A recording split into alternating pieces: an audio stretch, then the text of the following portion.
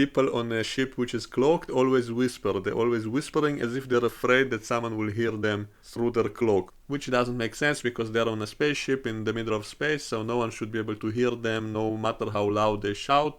So why are they all whispering? Let me start with Deep Space Nine.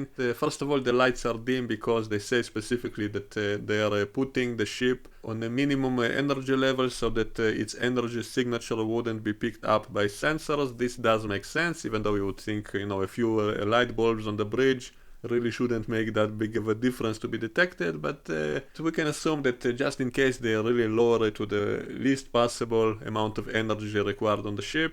So just minimal life support, gravity, and minimum lighting. Maybe lighting is really insignificant, but I think it's reasonable enough to accept this. So I have no problem with the lighting, and of course the whole psychology of people under this situation changes. So it's possible we can say they kind of lower their voice without even thinking about it, just psychologically. So we can explain it that way, that psychologically they realize they are in hiding, and so they begin to kind of talk quietly, kind of subconsciously. So that's one way to explain it. But if you watch those scenes, you'll notice they don't really lower their voice that much. They kind of speak in a softer tone. And in one specific scene, we see Bashir and Cisco kind of whispering, but I realized that's because of what they are talking about. Bashir basically criticizes Cisco's decision to use the cloak in the Alpha Quadrant, which is forbidden in their agreement with the Romulans. And so Bashir simply complains to him about it, but he doesn't want to do it in front of the rest of the bridge crew, and so he's doing it with whisper so that only Cisco will hear him, because it's more fitting that way as not to appear as if he's challenging his orders in front of the bridge crew, and so that's why he's whispering. And Cisco also replies in whispering in the same way, and so we can explain that scene that way. They are not whispering because of the cloaking device. In another episode, they were actually hiding inside the atmosphere of a gas giant, and they were not cloaked, and they were also kind of whispering on the bridge because some Jem'Hadar warships were trying to find them. And so again, we can explain it psychologically, but also in this case, they are not in a vacuum. They are actually inside a very thick atmosphere, so it's possible that they might actually be detected with sound. So I guess we can explain it more logically in that case. But in the very first time we see a cloaking device was in the TOS episode Balance of Terror, which was the first episode about the Romulans, and the whole episode was kind of a cat and mouse game between the Enterprise and the Romulan warship, and it was done kind of like two submarines fighting each other, hiding from each other, so pretty good episode, by the way. Without any kind of special effects, but you can still feel the tension and the action and all of that in a very good way. So anyway, whenever we see the bridge of the Romulan ship, they are all whispering all the time, and one time someone starts talking and then their commander says, "Shh." So this is kind of funny because they're on a spaceship, not a submarine, so why are they whispering? But I can offer an explanation for this scene as well.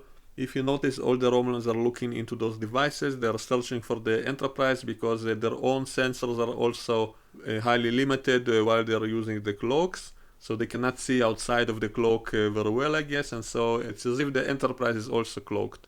And so you see all those Romulans looking into those devices, I guess searching for any unusual energy readings to try to figure out where the Enterprise is in relation to them.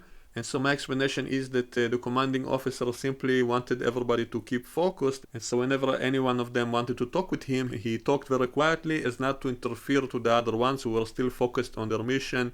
And so that's why they were all whispering. It's not because they were afraid of being heard or detected because of that, but simply because he wanted his soldiers to be focused on their instruments, and so that's the reason they were all whispering. So this is, I think, a perfectly logical explanation. We also see the scenes on the Enterprise on which Spock accidentally activates something which creates some noise, and then they all react as if that noise is what made the Romulans detect them. But I have no problem with this scene because we can presume that whatever he pushed by accident simply generated some kind of energy signature, which is what the Romulans detected. They didn't detect the ship because of the sound it made on the bridge.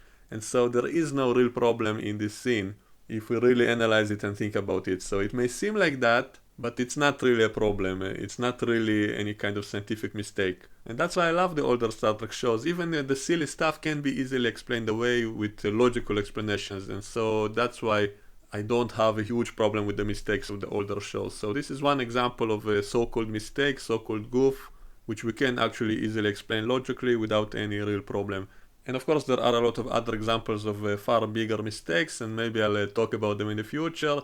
And many of them I also can forgive because in the end of the day it is just a TV show, and especially if an episode is comedic, if it's some kind of comedy episode, which you're not supposed to be taking too seriously. So that's okay to do a little bit of silly stuff and do some mistakes or have something silly just for the sake of the good story or the comedy. So that's why I'm forgiving toward a lot of so-called scientific mistakes, because if the story is good enough and that little thing was necessary to make that story work, then I wouldn't really complain about it. For example, in TNG there was that episode, The Timescape, in which time froze on the Enterprise, but they beamed over from the runabout with that protection, and somehow they were able to move in that other time frame.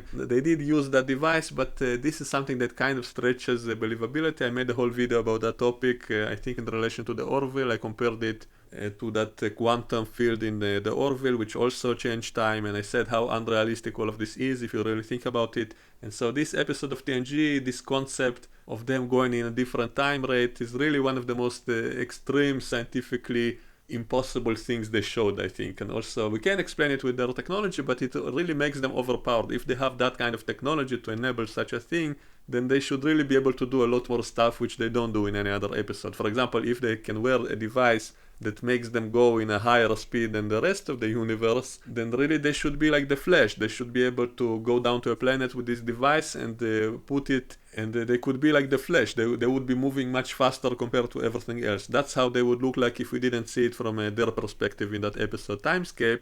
If we saw what they actually did from the perspective of any of the characters on the Enterprise, it would look as if those guys were moving around like the Flash, just zipping around and doing everything in 1 second. So this is an extremely overpowered ability. I guess I would explain it that this was only possible under that unique condition because the time-space continuum was fractured in that region of space, and so it's not something they can do under normal condition. They were only able to do it in that one place because of what happened. So that's how I would explain it away. So in that episode I really had to suspend my disbelief in a lot of ways to accept this crazy scenario. But because that episode was so fun, because I love that idea, I love that concept, and so that's why I was willing to forgive that. And so if the story is good enough, or if it's comedic and doesn't take itself seriously, then I'm fine with little mistakes like that and all kinds of impossible things in science fiction. If it's really fun or interesting or important for the story, then I am willing to put a blind eye for mistakes like that, and maybe I will eventually go over all the stuff like that and try to offer theories to explain it, because it's fun for me to do and I hope it's fun to listen to. So let me know what you think about all of this in the comments below and we can discuss it. And I probably will be making more videos like this about all the other Star Trek shows and about other science fiction movies and shows as well, because I just love doing that. So I hope you enjoy listening. Let me know what you think in the comments, and I will see you all next time. Bye bye.